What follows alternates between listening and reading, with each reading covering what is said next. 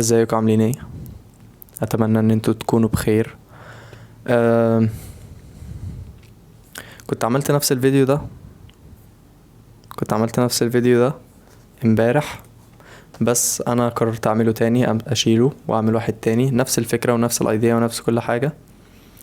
ولكن علشان يعني ايه، عشان انا بصراحة شتمت في الفيديو اللي فات، قلت كام شتيمة كده ومش حابب يعني ان انا لما حد يتفرج عليا يعرف ان انا شخص بشتم.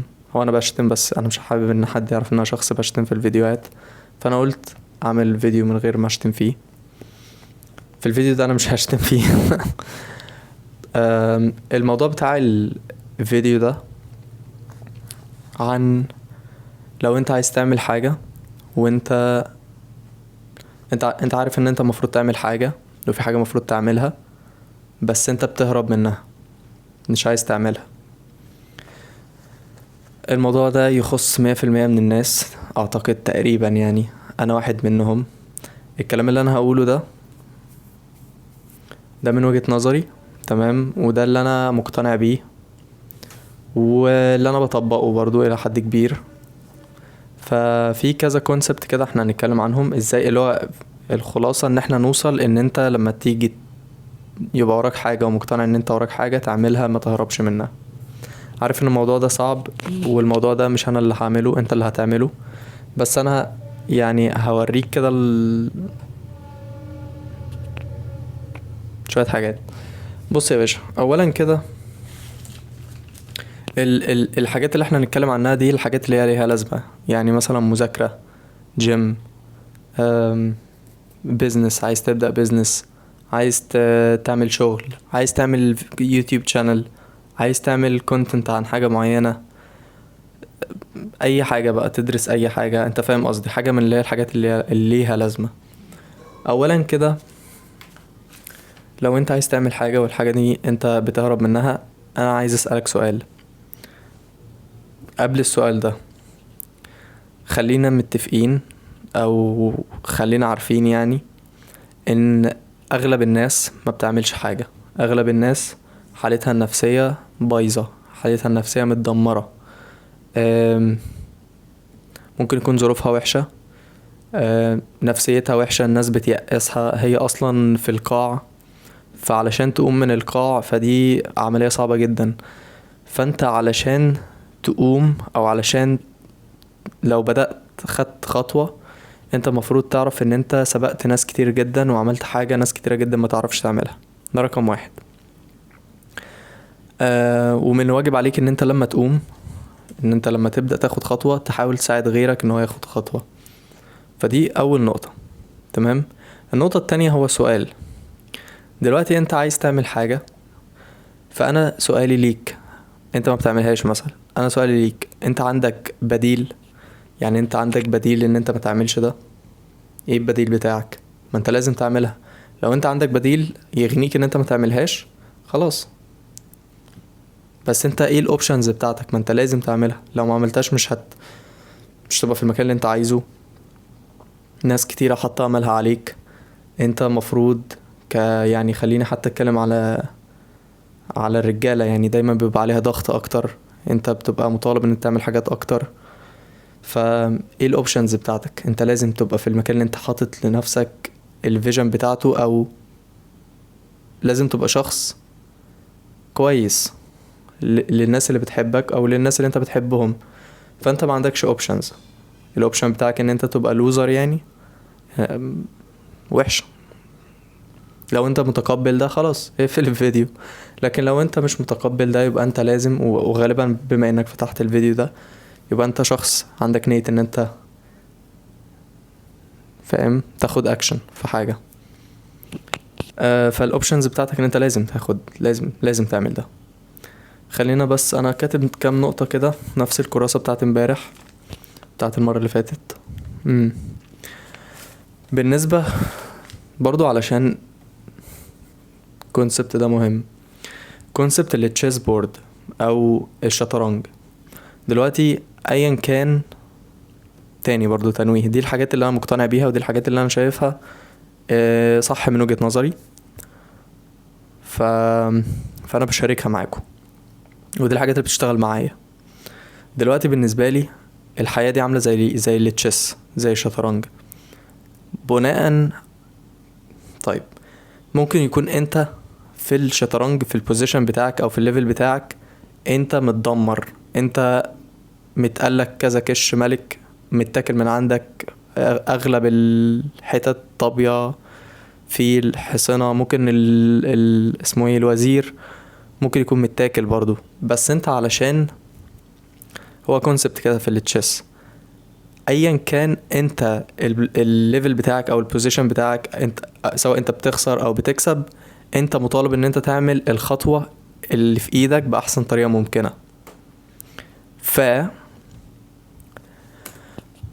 هي دي نفس الفكرة. انت لو في القاع خالص، لو انت متدمر خالص، لو انت حالتك النفسية وحشة خالص، ايا كان انت يعني متبهدل ومفروم قد ايه، شوف الحاجة اللي انت تقدر تعملها صح في الخطوة اللي جاية، في الخطوة اللي جاية بس. العب كل لعبة صح بس، مالكش دعوة بالسيتويشن كله عامل ازاي. السيتويشن كله هيتغير وانس ان انت تلعب لعبة صح في لعبة صح في لعبة صح. انت ممكن تخسر في الاخر، بس هو كونسبت ان انت تبص على كل لعبة قدامك وتاخد القرار بناء على احسن لعبة قدامك. فهي الحياة زي التشيس بورد، ايا كان الليفل بتاعك، ايا كان البوزيشن بتاعك، متاكل منك كل حاجة، انت مطالب ان انت تلعب اللعبة اللي قدامك دي بأحسن طريقة، ودي محتاجة تفكير. ف ده مش مجرد كلام تنمية بشرية، ده معناه ان انت تبدأ تشوف السيتويشن بتاعك، تبدأ تجيب ورقة وقلم وتبدأ تقول ان انا السيتويشن بتاعي كذا وكذا وكذا، انا طالع عين اهلي في الحتة دي، انا محتاج اغير ده، انا مش عاجبني كذا، ماديا مش مبسوط، فيزيكلي مش مبسوط، بدنيا يعني. تبدأ تشوف السيتويشن بتاعك وتبدأ تحط بلان او خطة ان انت في خلال مثلا 3 شهور انا محتاج اغير ده، في خلال 6 شهور انا محتاج اتعلم اللغة دي علشان اعمل كذا. تبدأ تغير اللي انت فيه. تمام. فدي الخطوة رقم 2 تقريبا يعني.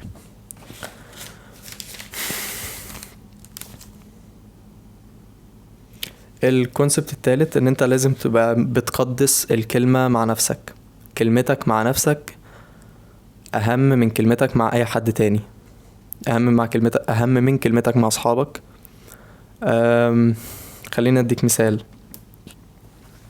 لو انت مثلا قايل لاصحابك ان انا هقابلكوا النهارده الساعه 7 مثلا، تمام،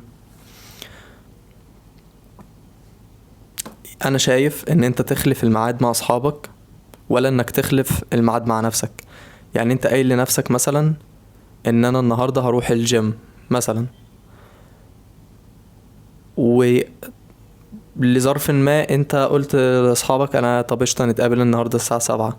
لو عندك امكانيه، وغالبا عندك امكانيه، ان انت ترن عليهم وتقول لهم انا اسف، انا المفروض ان انا اعمل حاجه، انا لو رحت مش هبقى مبسوط ومش عارف ايه، واحس ان انا ورايا حاجه، فهخلص واطلع لكم، او هخلص واكلمك. دايما كلمتك مع نفسك اهم. بص من الاخر، افكس لهم. لو انت عندك حاجه ومفروض تخلصها، افكس لهم. صحابك مش هيطيروا، هو ممكن يطيروا بس برضو الحاجة اللي انت بتعملها دي مهمة جدا. كلمتك مع نفسك لازم تبقى عهد مع نفسك. ثقتك، يعني ثقتك في نفسك او ثقتك، يعني فكرة ان انت تقول دايما كل ما تفكر ان انت قلت حاجة فتعملها، دي بتريح. اللي هو مثلا انا قلت انا هعمل الفيديو ده تاني علشان الفيديو الاولاني وحش، فبما اني كتبته، مجرد ان انا كتبته وخدت خطوة اوريدي ان انا اعمله، انا كده لو قلت اي حاجة تاني انا هعملها. ثقتك في نفسك بتزيد لما انت تكون ما بتخلفش كلمتك مع نفسك. فكلمتك مع نفسك سيف، ما تستهونش بيها، وخليها اقوى من اي كلمة مع اي حد تاني. دي النقطة رقم 3 تقريبا او 4 مش عارف. كان في حد كلمني، كذا حد يعني، او مش كذا حد، كذا كومنت كان بيقول ان انا عايز اعمل يوتيوب شانل بس انا خايف، انا مش عارف ايه، الناس مش عارف ايه. في كونسبت كده بيقول ان اي حاجة انت عايز تعملها اعملها. ده حد قال لي كده، وحد انا بحبه جدا، وحد بحترمه وبحترم وجهة نظره. قال لي اي حاجة مش حرام اعملها عادي. يعني اي حاجة مش حرام اعملها، ايه المشكلة؟ عادي، مش تعجب الناس، طز في الناس. ف لازم ده يكون بس الفلتر ما بينك وما بين الحاجة اللي انت عايز تعملها. فكك بقى من اي حاجة تاني في النص.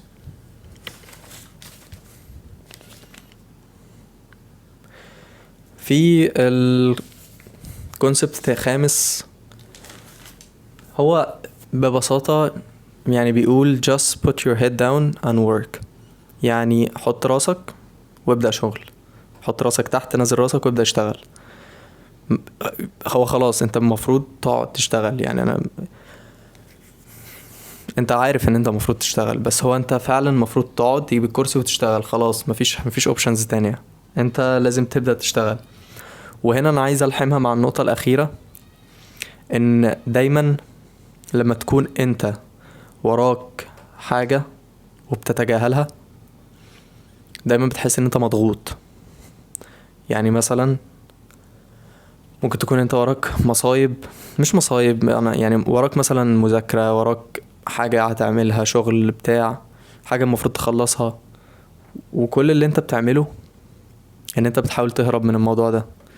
فبالتالي انا عن نفسي ساعات بعمل ده، ساعات يعني، او كنت زمان يمكن بعمل ده اكتر كمان. فبتحاول تهرب مثلا بالريلز بتاعت الفيس، انت اصلا مش مركز، انت كل اللي انت بتعمله ان انت بتفر كده وما انتش مركز. انا مش ضد ان انت تتفرج على ريلز، او مش ضد ان انت ترفه عن نفسك، بس اعملها وانت مركز، اعملها وانت راضي عن اللي انت عملته، عن اللي انت حققته.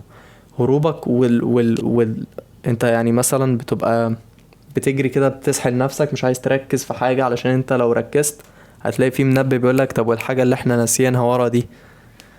فالضغط اللي انت اصلا حطه على نفسك علشان انت يعني انت بتهرب من ضغط، صدقني انت بقى الضغط بتاع الحاجة نفسها، ان انت لو جبت اللاب وفتحته وبدأت تشتغل، او مثلا في الكيس بتاعتي ان انا بدأت اعمل الفيديو، او مثلا في ان انت بدأت تذاكر، الضغط بتاع المذاكرة يعني اسهل وابسط واحلى.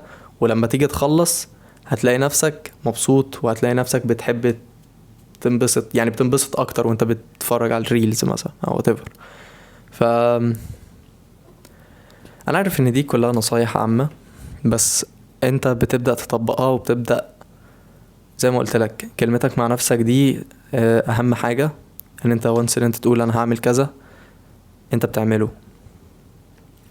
حاسس ان انا طولت عليكم، بس انا كنت قايل ان انا هعمل الفيديو ده تاني علشان ممكن يعني ممكن يبقى محتاج يتعمل تاني. بس شكرا، واتمنى ان احنا كلنا نعمل اللي ورانا. سلام.